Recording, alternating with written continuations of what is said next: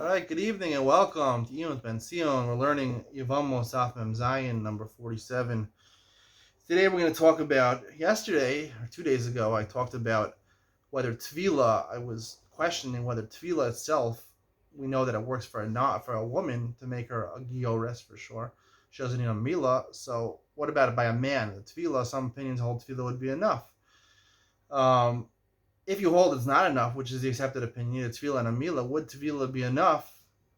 Would Mila be enough to make you a partial Jew? We're going to talk about that today, but from a little different aspect, because the Gemara introduces a new thing over here that besides the Tefillah and Mila, you also need Kabbalah's own mitzvahs, which is mentioned in Shulchan Aruch. You have to have three uh, judges. They have to tell you about the mitzvahs, and you have to accept the mitzvahs. And that's detailed a lot in his daf over here. So we have a Bryce in the middle of Mem Zayin and Aleph. The Gemara has a question. What about if a person comes, we don't know who he is, and he says, I was Magayer in front of a Beis Din of three people. So based on his words, right, normally Eidach has them Yisurin. A Jew is believed when it comes to Isra V'Heter. Isra V'Heter, being Jewish or not, right, Isra V'Heter. He should be believed. But we have a brisa which says that he's not believed, even though he can prove that he has a Mila. Or obviously, we can look and check if he has a Mila. We don't believe him for the tefillah and for the Kabbalah's all mitzvahs, because the Brisa says on the bottom of Yevamos Beis, the Gemara says, "Itcha b'muchsak lach." Only if he's established to you that he's a Jew, then we believe him. If he's not established, he's not. And the Brisa comments on this. The Brisa in the middle of Zayin and Aleph. Amar Rabbi Yehuda, Gershon is Ger, but Beis Din is a Ger. Bein el ben atzmo, ain't no Ger. He just does it by himself. He's not a Ger. Ma'is v'echad shabal Rabbi Yehuda, Amar lo niziyarti bein el ben atzmo. He told Rabbi Yehuda, I was Magayer by myself, presumably in front of three Dayanim, but we're relying on him without Adam. So Amar le neman tel liv solas atzmocha, v'itanem liv solas banecha. He says, you're reliable to passel yourself. Meaning to say, we believe you that we don't know who this guy is. He could be Jewish, he cannot be Jewish. The fact that you said, I wasn't Jewish, I was Magayer, so we believe him.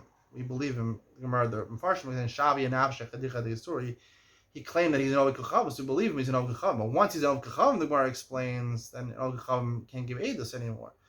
Oved Kachavim can't give Eidos, so therefore he's not Neman to pass his children to say that his children were Oved Kachavim. We assume his children are Jewish. So he's considered not Jewish, but his children, if you ask them, the kids can be considered Jewish. It's kind of a weird construct that he's not Jewish, but they are Jewish. The Gemara asks on this. The Gemara says, a Brisa, the Gemara says that Rabbi Yehuda himself holds, he argues on the Rabbana, that a person is Neman. The Brisa says, Neman adam lomer zebni b'chor, Shem neman lomer zebni b'chor, ach neman lomer b'ni zebin grusho ben chalutzahu. Person not only is he reliable, it is truth that we believe if when someone says that this is my firstborn son, and then I'll get pishnayim, my nachla. Obviously he's a Jew, and he's just saying, we don't know who his children are, and he says, this is my firstborn son, and other brothers are saying, we're the firstborn son, we believe the father. And he gets the double portion. And we even believe him to say that he slept with a grusha or chalutza, right, which is an avera for him. He's a Kohen. He slept with a grusha and chalutza. He had a child. We believe him to say he's had ben grusha ben chalutza, which would effectively make the child a chalal. It would passel him from eating truma, and he wouldn't be married, and the daughter would be a chalala. She wouldn't be allowed to marry a Kohen. All these things based on his own testimony. The Chum don't agree with Rabbi Yehuda, but this is Rabbi Yehuda's Shita, and we're talking about Rabbi Yehuda over here. So how could it be that Rabbi Yehuda says you're Neman for your child, right? Eidach Neman B'Surin. Are you Neman for somebody else, though, right? So that's the Chiddush Rabbi Yehuda. By your son, he's so close to you, Neman for your son also. So why is he Neman over here? So the Gemara answers that probably it's different over here. When he's saying that he's a Bechor, he's a valid Jewish person, so his testimony is a valid testimony. When you're saying I was Magayer Bein Ben Atzmi, so therefore you're admitting that you were at one point not Jewish. When you say one point not Jewish, we believe you for that. You're not Jewish. Once you're not Jewish, so a non-Jewish person can't give testimony. Can't give testimony. You not believe for your children. That's why you not believe for your children. The Gemara has a different explanation. Try to answer Rabbi Yehuda. Ravina says that you're Neman for your child, but not for your grandchildren. Yakir only includes for your child, but not for your grandchildren. Now the Gemara appears a psak. The Gemara says psak halacha like Rav Nachman Bar Yitzchak. Seems to be basking like Rabbi Yehuda. Rav Nachman Bar Yitzchak. That what? That you're not Neman because you're a goy, but you're Neman for yourself because you're a goy. Because you're a goy, your Eidos is possible. You can't for your children. You're not Neman. So the Gemara says, but we have a brisa like Ravina. So the Gemara says, Hulin Yakir Ksiv. Hulin Yakir, Itmar. That brisa was only talking about the din of Yakir. Now, I want to go back to something we talked about on Daf Chaf Hey. We talked about as a concept, Ein Adam Mesim Atzmo Rasha. So just first to start off, that even though I can hear that a person is Neman to say, this is my Bechor, this is my firstborn son, to say that your son is Ben Grusha Ben Chalutza, that's admitting that you did an Aveira, right? You slept with a Grusha or Chalutza, which is Ein Adam Mesim Atzmo Rasha. So how can we believe him? We hold the concept Ein Adam Mesim Atzmo Rasha. So how can we believe him over here? I want to suggest over here that Yehuda never meant to say that we believe him, that to make the woman you slept with a halala, and to make the child a halal, that it can't eat truma, or a halala, the child, the girl who's a child, she can't marry a Kohen. That's not what we believe. All we do is believe it's part of the din of Nachala, that you still believe, even if he says that my firstborn son was the son of a Ben Grusha Ben Chalutza, we believe him that he's firstborn son, and he gets Pishnayim. But we don't believe in the Gabi the Isser of a Heter. You can't make, like I explained before, that Ein Adam Mesim Atzmo Rasha, we don't believe you for a chalos. We don't believe it for a status. Status, we don't believe it. Make someone a halal or a halala, we don't believe that. That we don't believe. For facts, for factual truth, we can rely on you. Even if you're saying something which included doing an Aveiro, we can factually believe you over here. I like to say that the same distinction applies over here in this incident with this person testifying that was Megayer Ben Ella Ben Atzmo. Like we see over here that part of Gerus is a Mila, Tvila, and also Kabbalah is all mitzvahs, right? So I want to suggest there's actually two levels of being Jewish, and we see that on Daf Mem Zayin and Beis, where the Gemara says that he's Yisrael L'chol Dvarav. The Gemara says, what does it mean? Once he does Tefillah, he's Yisrael L'chol Dvarav. What do you mean Yisrael L'chol Dvarav? That even if he's Mumar, he becomes a Mumar, and he relents on the whole Torah, he reneges on the whole Torah, he doesn't want to keep the Torah, he makes public announcement, I don't want to come with the whole Torah anymore. His Kiddushin is still a Kiddushin. So, what is it significant that he reneged on the whole Torah? It is significant. We know, coming off Pesach over here, that you're Bein Nechar, called Bein Nechar. What does it Bein Nechar mean? You're Nachri, you're Bein Avi Min Shamayim. You don't believe in the Torah mitzvahs. You're Jewish, you're born to a Jewish mother, you did a valid conversion, but you reneged on the whole Torah. You're a Mumar.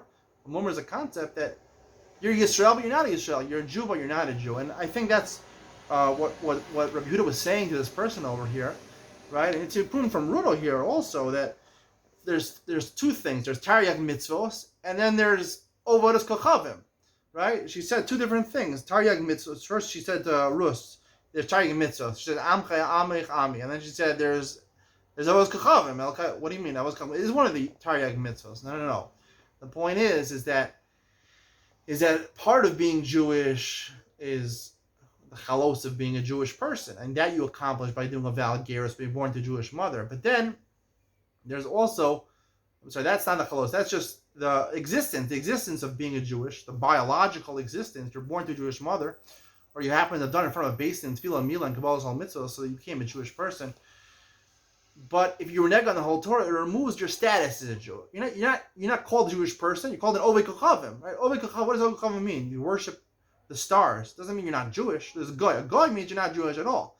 And Ovei Kochavim, right?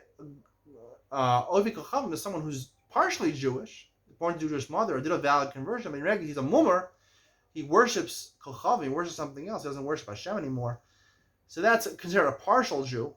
And that's all the Gemara says over there, that Rabbi Yehuda says that he's Ovei Kochavim. If you're Ovei Kochavim.